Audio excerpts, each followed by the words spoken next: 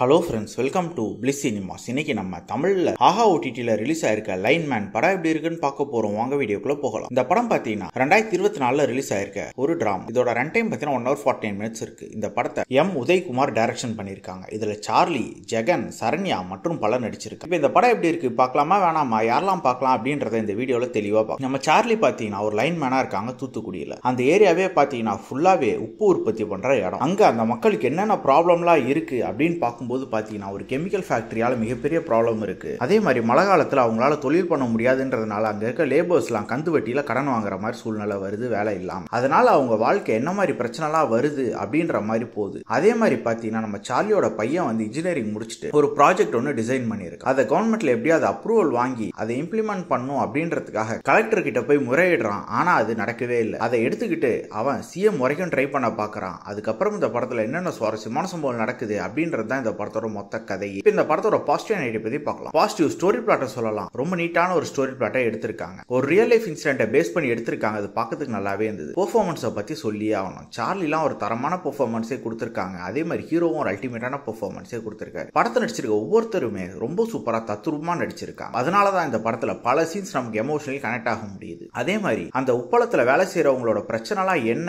அப்படின்றதெல்லாம் ரொம்ப டீடைல்டாவே காமிச்சிருக்காங்க. அதே மாதிரி ஒரு ஃபேக்டரியால என்னென்ன ப்ராப்ளம்லாம் வருது, அதை தடுக்கிறதுக்கு என்னெல்லாம் பண்றாங்கன்ற மாதிரி ரொம்ப சுவாரஸ்யமாக கொண்டு போயிருக்காங்க. டெக்னிக்கல் ஆஸ்பெக்ட்ஸ்லயும் படம் நல்லாவே இருக்கு. சினிமோட்டோகிராஃபி, சவுண்ட் எஃபெக்ட்ஸ், பிஜிஎம் எல்லாமே நல்லாவே பண்ணி கொடுத்திருக்காங்க. ஸ்கிரீன் பிளேஸ் பார்க்கும்போது படம் ஸ்டார்டிங்ல சூப்பரா பிக்கப் ஆகுது. நடுவுல கொஞ்ச நேரம் லேக் அடிக்குது. திருப்பி டுவர்ட்ஸ் தி கிளைமேக்ஸ் கொண்டு வந்து முடிக்கிறாங்க. இவங்க ரைட்டிங்ல இன்னும் கொஞ்சம் கான்சென்ட்ரேட் பண்ணியிருந்தாங்க, இன்னும் கொஞ்சம் இம்பாக்ட்ஃபுல்லா இருந்திருக்கும் அந்த படம். ஓவராலா பார்த்தீங்கன்னா ஒரு ஒன் டைம் வாட்சபிள் படம் தான். வேணும்னா ட்ரை பண்ணி பாருங்க. இன்னொரு வீடியோல சந்திக்கலாம். தேங்க்யூ.